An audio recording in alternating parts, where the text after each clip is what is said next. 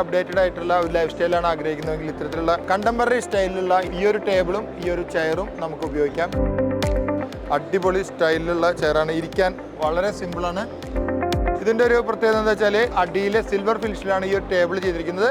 ഈ ഒരു ചെയറിന്റെ ഫ്രണ്ട് വശം വളരെ മനോഹരമായിട്ടുണ്ട്, കളർ ടോൺ നല്ലതാണ്, വാൾനട്ട് കളറിലാണ് റബ്ബർ വുഡിൽ ഫിനിഷ് ചെയ്തിരിക്കുന്നത്. ബാക്ക് സൈഡും വളരെ മനോഹരമാണ്. ഡൈനിങ് ടേബിളിന്റെ ചെയറിന്റെ ബാക്ക് സൈഡ് ഇമ്പോർട്ടൻ്റ് ആയിട്ടുള്ള ഭാഗമാണ്. ഈ ഒരു ഡിസൈൻ ഇവിടെ കൊടുത്തിട്ടുണ്ട്. നല്ല സപ്പോർട്ടും കിട്ടും, നല്ല സ്ട്രോങ് ഉണ്ടായിരിക്കും. പിന്നെ ഇതിന്റെ ഹൈറ്റ് തന്നെയാണ് ഇതിന്റെ ഏറ്റവും വലിയ പ്രത്യേകത.